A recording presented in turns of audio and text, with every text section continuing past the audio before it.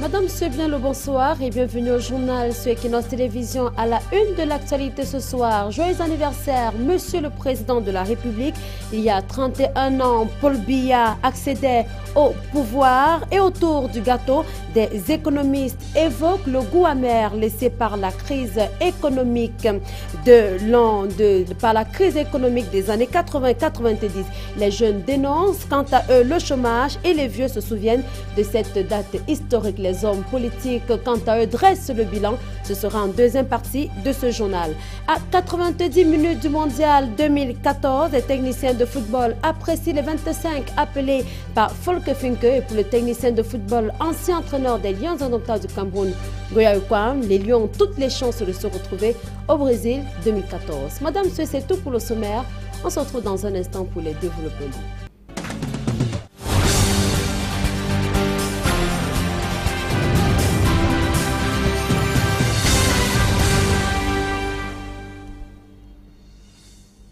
Une fois encore, bonsoir. Merci d'être avec nous. 6 novembre 1982, 6 novembre 2013, il y a 31 ans, Paul Biya accédait au pouvoir. C'était à la suite de la démission du premier président du Cameroun, Amadou Ahidjo. Un moment historique dont se souviennent des personnalités de la scène politique. Delphine Tsanga, ancienne ministre, Eli Essomba Tsungi, sénateur, et Jean-Simon Ongola, député, évoquent leurs souvenirs.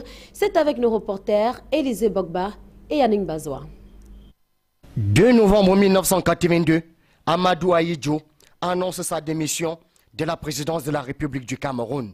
Une date dont se souviennent parfaitement Delphine Tsanga, ex-ministre, et Eli Essomba Tsungi. Nous ne comprenions pas ce qui nous arrivait. C'était comme un coup de tonnerre dans un ciel sans nuages. Et beaucoup de gens, mais dans l'ensemble, nous étions très surpris parce qu'on ne s'attendait pas à l'événement. Ce n'était pas prévu.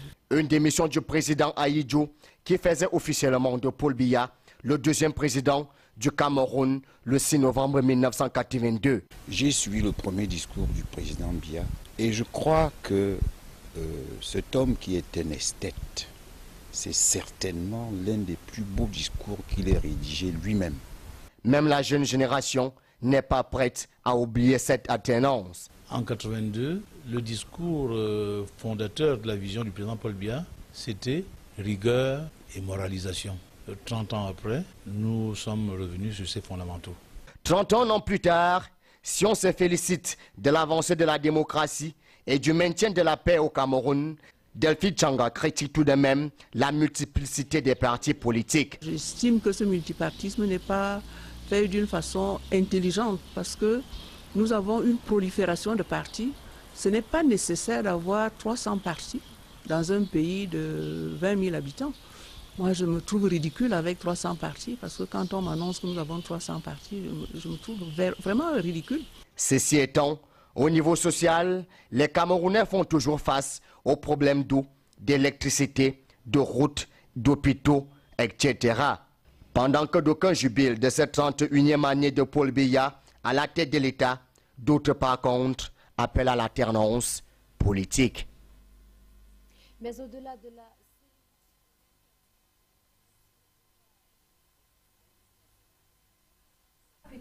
celle du retour au Cameroun de la dépouille du premier président de la République, Amadou Ahidjo.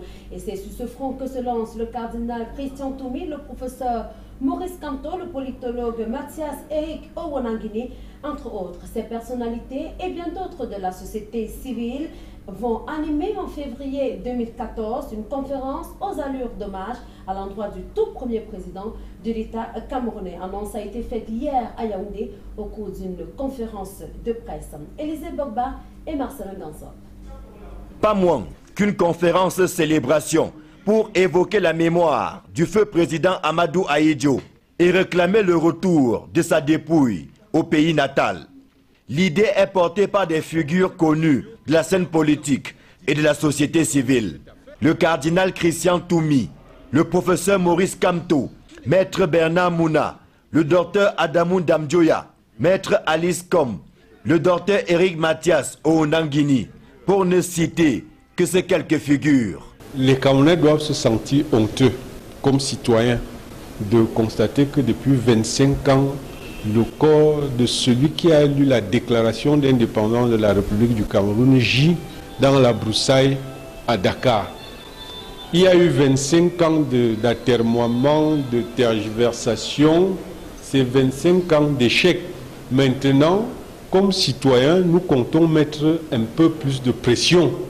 Pour les organisateurs de cette conférence, la régénération de la nation camerounaise passe par la réhabilitation des principales figures de la vie politique nationale, aujourd'hui disparues. Au premier rang, le défunt président Amadou Ahidjo, dont le retour de la dépouille n'est plus la seule affaire de la famille, mais de l'État. Si le pouvoir pense qu'il doit se racheter, je crois que c'est l'occasion. Il n'a même pas à se racheter, il a juste à se réhabiliter, à reprendre les choses en main. Nous voulons que le président lui-même s'implique. Comme c'est un monsieur hyper réservé, je crois que beaucoup de gens ont faufilé dans l'affaire et il n'arrive pas à s'en sortir. Il faut juste lui dire que c'est une affaire d'homme et que c'est à lui de prendre les devants en tant que premier représentant d'Ahidjo. Je dis c'est le fils aîné d'Ahidjo avant l'ambassadeur itinérant. La conférence de Garoua s'articulera autour de 3 axes de réflexion. L'évocation du président Amadou Ahidjo, sa succession à la tête de l'État et puis le retour officiel de sa dépouille. Rendez-vous est pris à Garoua les 7 et 8 février 2014. Et toujours au sujet de cette célébration de l'anniversaire de l'accession au pouvoir de Paul Biya, des économistes jugent le travail jusqu'ici abattu par Paul Biya peut mieux faire. C'est la mention accordée par plusieurs experts en matière économie pour apprécier les 31 ans de bilan économique du pouvoir de Biya. Ces analystes reconnaissent que ces 3 décennies de pouvoir ont été surtout plombées par près de 20 années de crise économique. Daniel Warenze 2 et bien sûr Serge Anoto. 6 novembre 1982, 6 novembre 2013, 31 années de pouvoir Biya sur le plan économique. Le constat est clair. Le Cameroun a régressé pour l'universitaire Alaka. Lorsque le président de la République arrive au pouvoir, le Cameroun est un pays à revenu intermédiaire, c'est-à-dire un pays qui est pratiquement à 5 ans de l'émergence. On est parti de 5 ans de l'émergence à 63 ans de l'émergence, si on pose que l'émergence est prévue à l'horizon 2035. Pendant plusieurs décennies, le Cameroun s'est construit grâce à des plans de développement échelonnés sur 5 ans. Ces plans quinquennaux sont aujourd'hui tombés aux oubliettes et l'on se met même à les regretter. Les plans quinquennaux nous auraient permis, à mon humble avis, de visiter notre développement et de l'achever.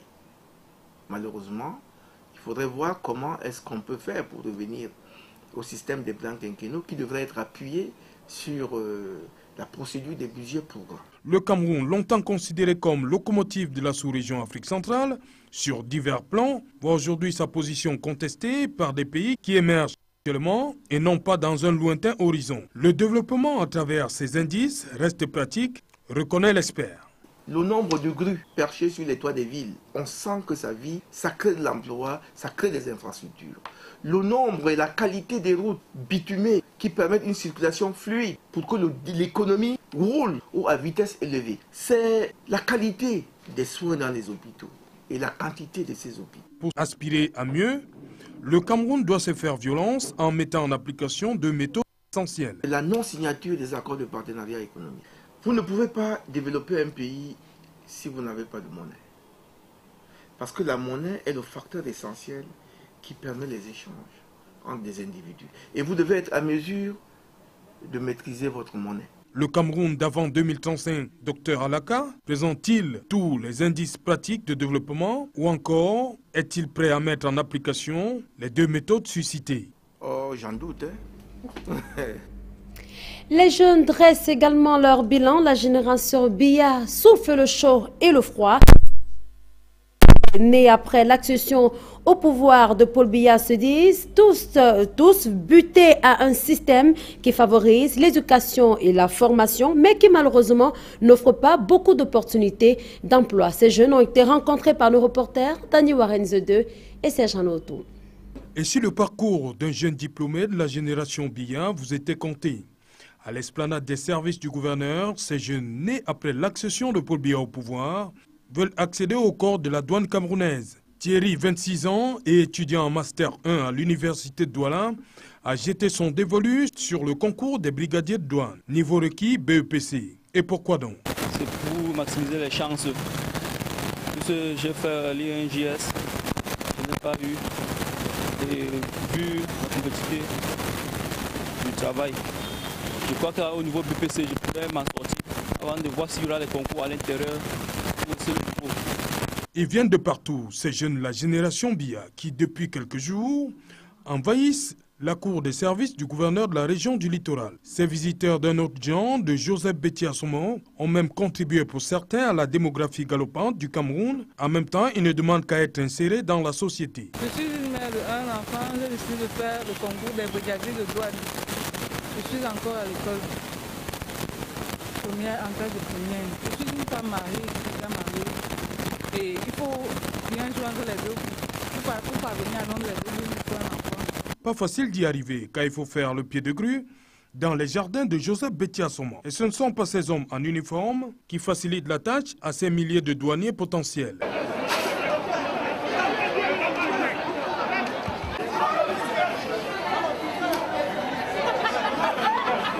Passer ces difficultés, on s'en remet parfois même aux Saintes Écritures. Et on croit à la Providence. Ce n'est que la foi qui nous envoie ici. Parce que quand on trouve le nombre de personnes qui postulent et le nombre de personnes qu'on retient, vraiment, ce n'est que la foi. On fait aussi pour faire. Il se trouve quand même quelques-uns qui tiennent à remercier le président de la République, malgré tout. Ces 31 ans ont été bénéfiques pour la jeunesse parce que il a lancé des concours et les gens sont en train de postuler pour postuler. Sacrée génération BIA.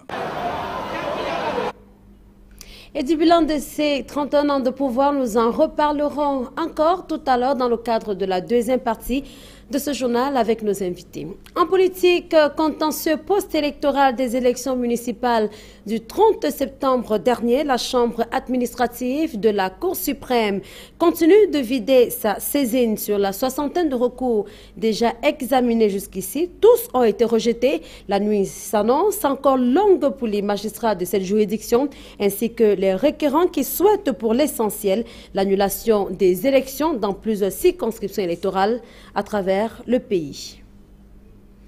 Insécurité à Douala, pas une journée ne passe sans qu'un individu ne soit agressé au quartier Bafia, c'est non loin du tunnel aéroport. En l'espace d'une semaine, près de 2 morts ont été enregistrés dans cette zone. Le dernier en date est le jeune Zifak François, conducteur de mototaxi. Les habitants sont aux abois et appellent d'ailleurs à la rescousse et les autorités administratives. Eukwa Claude et Julingue.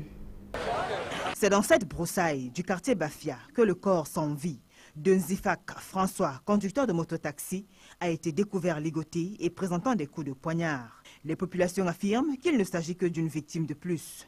Elles martèlent que chaque jour, des individus sans foi ni loi agressent des citoyens et les dépouillent de tous leurs biens. Ce coin-ci est dangereux pour les Beskimènes. Hier, on a failli tuer un. Et ce matin, on se réveille, on trouve qu'il y a un autre cadavre. Moi, je me pose seulement la question si monsieur le maire est au courant de tous ces meurtres qui sont ici à Bonaprise. Et qu'est-ce qu'il en fait de ça? Pour les habitants, cette montée en puissance de l'insécurité dans cette zone est due à l'absence de l'éclairage public. La plupart des délits sont commis dès la tombée de la nuit. Rien que l'axe, comme on a éclairé l'axe Tézaco aéroport jusqu'à l'aéroport, maintenant le vol a diminué là-bas. Oui. Si on pouvait aussi éclairer ici, là, c'est que ça devait diminuer. Ce n'est que ça que nous on demande. Après la découverte macabre du jeune père de famille Zifak François, la descente des forces de l'ordre ne rassure pas les populations. Tous les jours, il y a un cadavre. La police est là, il y a même les antigans qui sont là, ils ont posé des questions. Pour ça, la police est là. Mais comme ils sont venus aujourd'hui, est-ce que ce soir ils seront là? Parce que ça commence à 18h. Ce problème, c'est à partir de 18h. C'est à partir de 18h, venez et faites quelque chose. Il y a quelques jours encore, un gardien d'une société de la place se faisait agresser au même endroit à un jeu de pierre de la statue du soldat inconnu.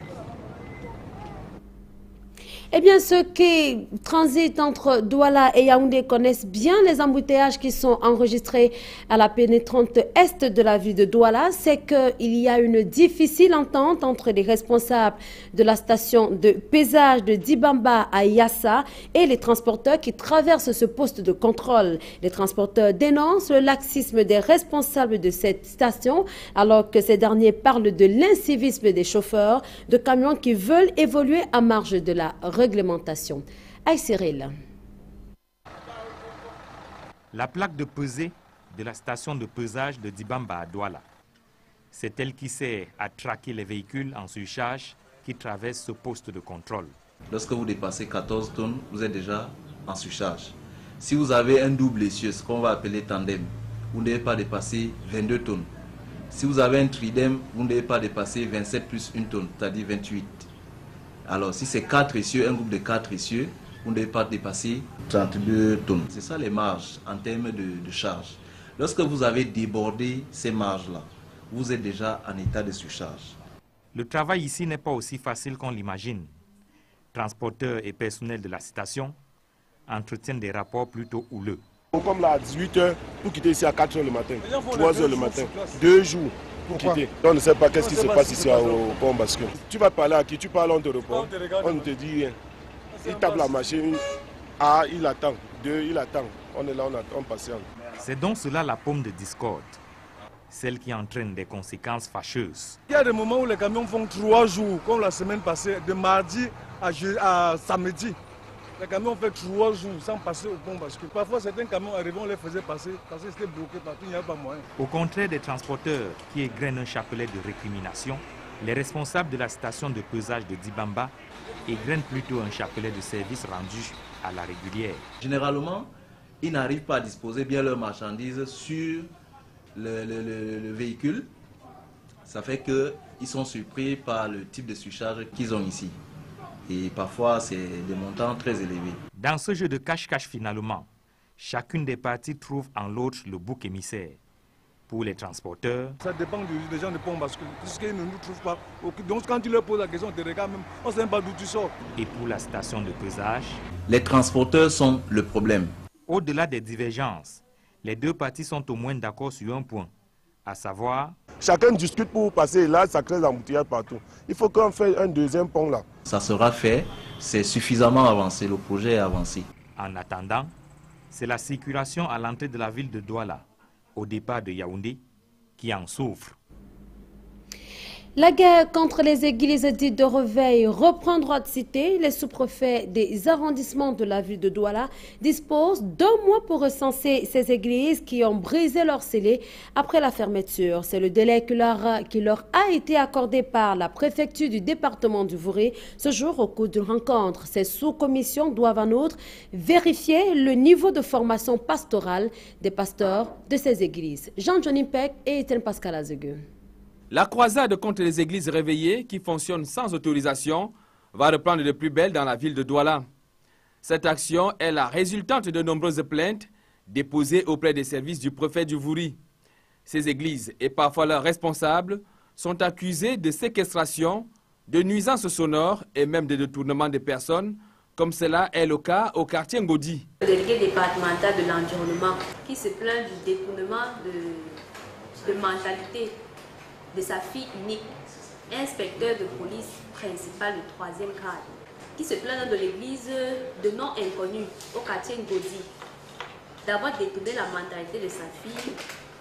La gravité des faits contenus dans ces plaintes, d'un particulier à Douala 1er, a tout de suite suscité la réaction des responsables des églises de réveil présents à la réunion de la commission de supervision des activités des dites églises dans les services du préfet du Vouri. C'est même pas une église.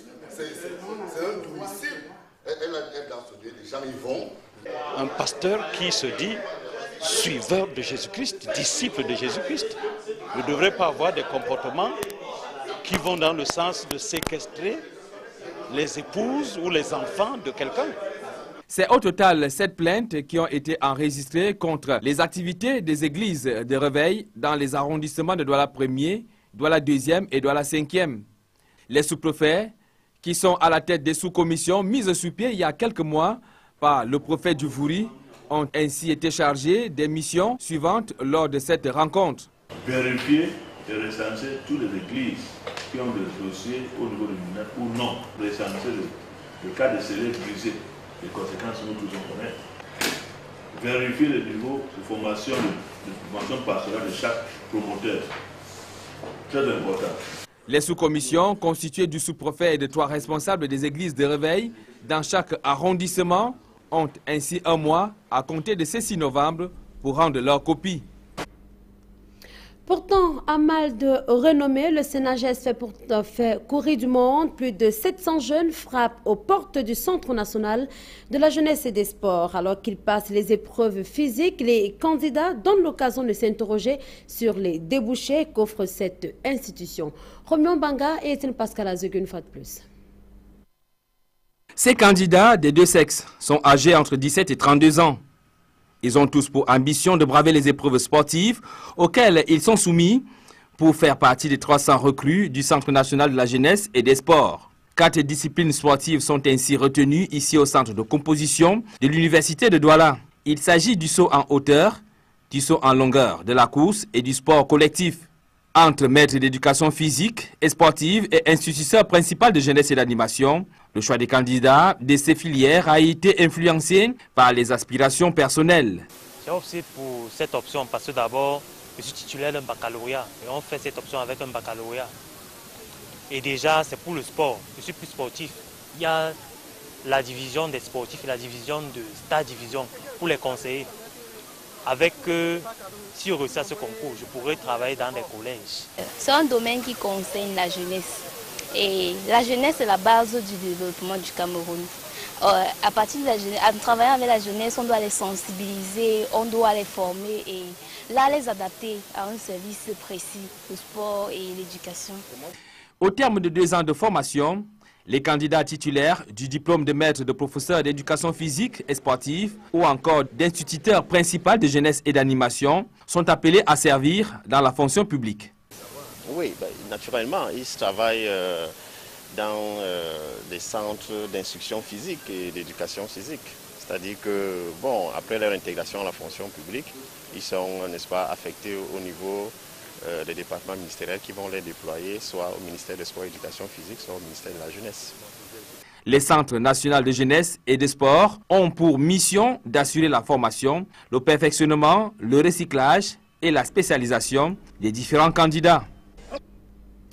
Parlons justement de sport et évoquant cette rencontre Cameroun-Tunisie. Les techniciens de football apprécient la liste des 25 joueurs convoqués par l'entraîneur Volker Finke. Pour Ngoya Ikoam, c'est une sélection qui peut faire l'affaire à condition qu'elle soit offensive. L'ancien coach des Lions indomptables invite aussi le sélectionneur à faire confiance à Samuel Eto'o-Fils. Yannick Bazoua.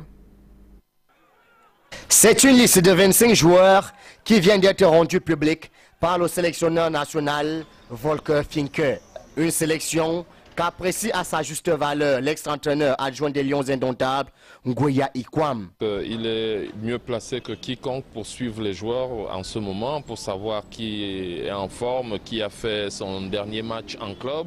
Ça, c'est important. Qui n'a pas fait le dernier match en club, qui n'est pas titulaire, ainsi de suite. Il y a beaucoup d'éléments qui rentrent en ligne de compte pour l'élaboration d'une liste. Liste dans laquelle Volker Finke a réintégré Benoît Asue-Koto. Nous pouvons seulement souhaiter que cette équipe soit très conquérante, très combattante. Je crois que c'est le profil d'Asue-Koto. Hein, c'est un battant, c'est un combattant. Je crois que Asue-Koto a cet esprit-là, il peut se battre et c'est bien qu'il soit là aujourd'hui.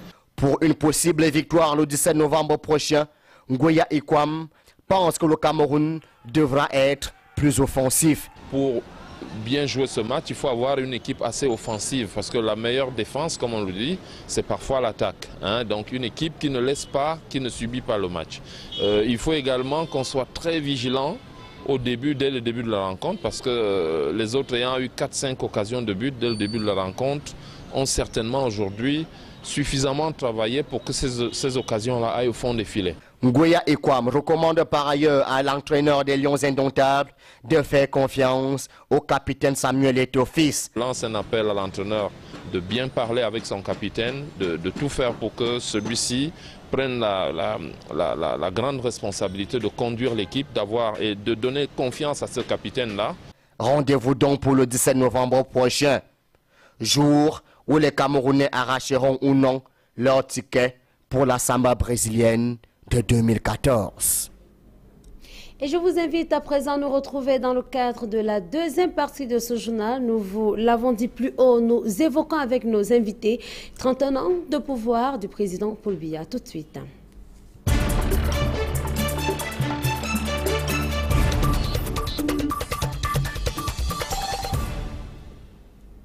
Eh bien, comme annoncé, nous revenons donc dans la deuxième partie de ce journal, sur cet anniversaire du renouveau. Paul Biya, il y a 31 ans, accédait à la magistrature suprême.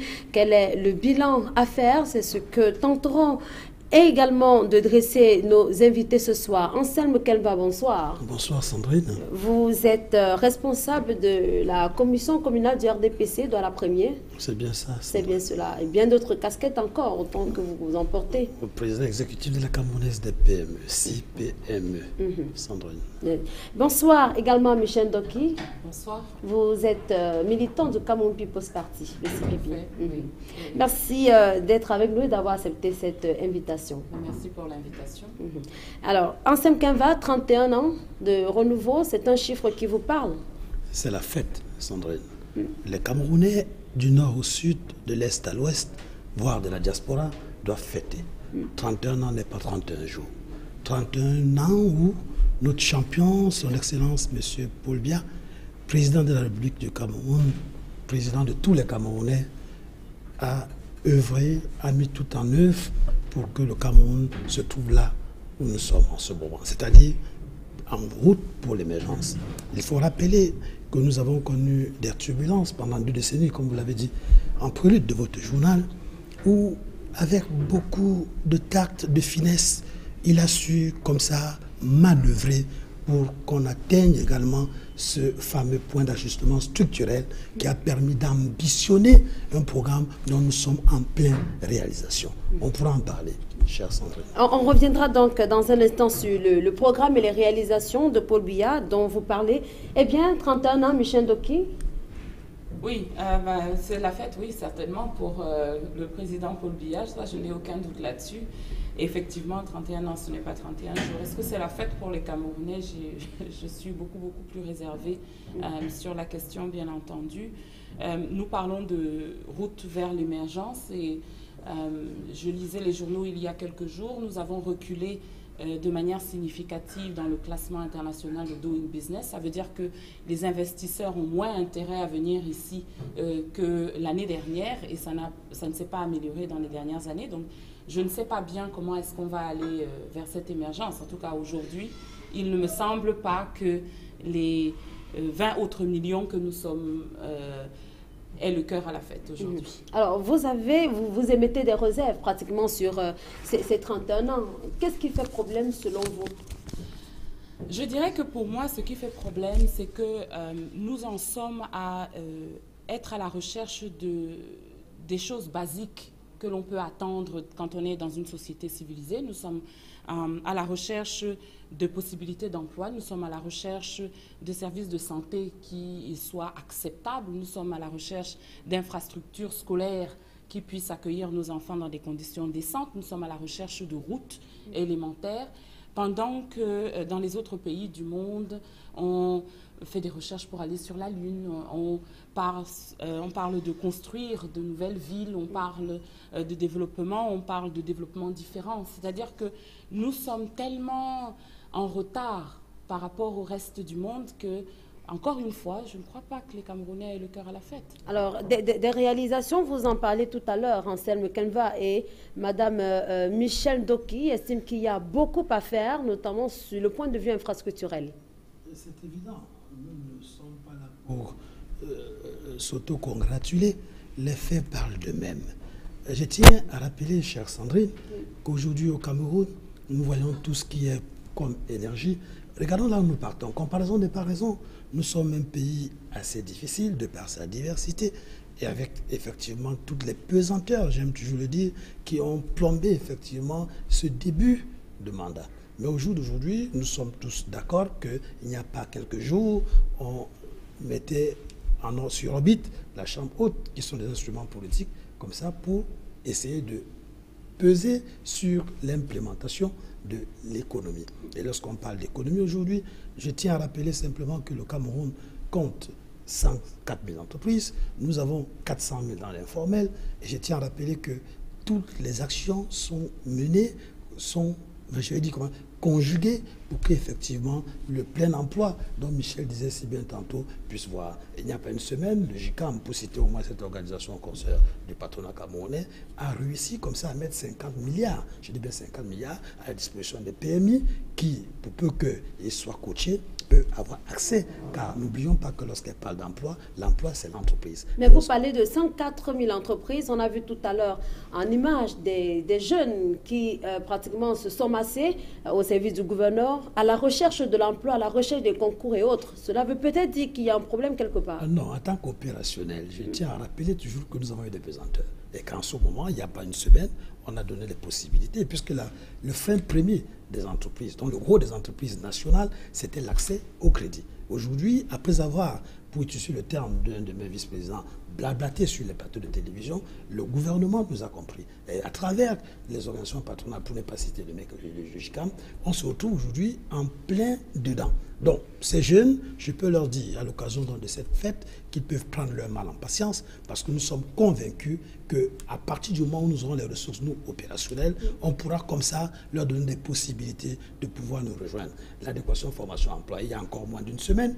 le recteur de l'Université de Douala, en synergie toujours avec une organisation patronale, mettait en lumière comme ça les cohésions permettant effectivement que les 100 000, soi-disant par une institut de la place, soient quand même absorbés par le gros des entreprises. Alors, on parle justement de l'emploi sur le plan social. C'est tout de même un bilan pour vous. Quel est le type de bilan adressé sur le point de vue de l'éducation des jeunes?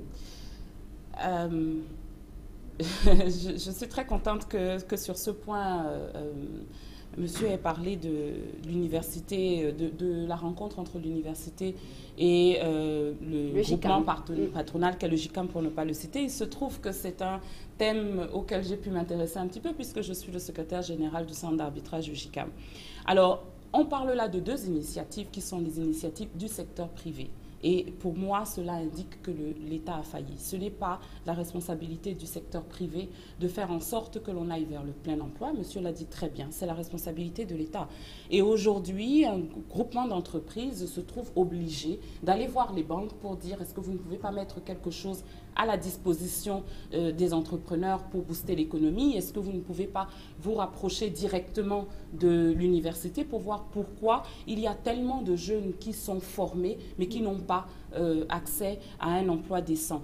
Alors, 50 milliards, c'est un chiffre qui paraît très impressionnant. Il faut le mettre un peu en perspective. Hein. Ça, le produit local brut de Douala, tous les ans, c'est 3 000 milliards.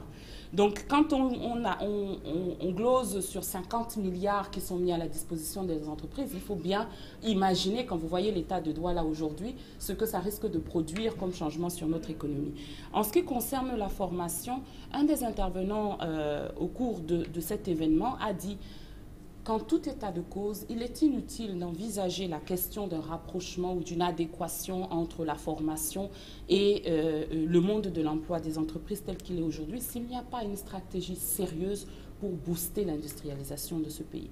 Donc, en réalité, fondamentalement, peu importe ce que l'on fait pour que les formations soient adéquates, si vous avez plusieurs centaines de milliers de jeunes formés dans les bonnes filières qui arrivent sur le marché du travail, mais que vous n'avez pas d'entreprises en face qui peuvent absorber cette offre, vous vous retrouvez dans la situation dans laquelle on est aujourd'hui. 104 000 entreprises, c'est super, mais il y en a combien qui ne sont pas des PME? il y en a combien qui emploient plus de 10 personnes? Et quel est le niveau de qualification de ces personnes, les personnes qui sont employées, et quel est le niveau de salaire qu'on peut leur offrir? Et donc en clair, il y a beaucoup à redire sur le bilan de ces 31 ans. Il y a énormément à redire. C'est un bilan négatif pour vous? Je crois que je ne serais pas très sérieuse si je m'amusais à dire le contraire. Il n'y a qu'à comparer. On parle de d'où nous venons. D'où vient Taïwan il y a 30 ans? Où est-ce que ce pays était? Où est-ce qu'il est aujourd'hui? D'où vient la Corée? D'où vient la Chine? D'où vient le Botswana? D'où vient le Rwanda? Et tous ces pays émergents. Alors pour terminer, Anselme Kemba, bilan positif selon vous? Mais il est évident que le bilan est positif. Elle parle, tout à l'heure, Michel a parlé effectivement de l'initiative privée. C'est une volonté institutionnelle. Rappelons toujours que c'est le chef de l'État, son Excellence Paul Biya, qui a mis le curseur effectivement sur la privatisation, sur effectivement l'accès au secteur privé de pouvoir également se mettre en exergue. C'est d'abord une politique qui est également conçue, proposée par le chef de l'État, implémentée par le gouvernement, catalysée par le Rassemblement démocratique du peuple camerounais. Raison donc pour laquelle nous demandons à tous les partis, le RDPC en premier, de se rassembler. Les élections sont terminées. Maintenant, nous allons mettre le curseur sur l'économie. Il faudrait qu'ensemble, en synergie avec l'institutionnel, qu'on se mette au travail pour qu'effectivement, ceux qui toquent à la porte, je tiens à rappeler qu'on a moins d'1 million sur une population active de 12 millions d'habitants, de Camerounais au travail.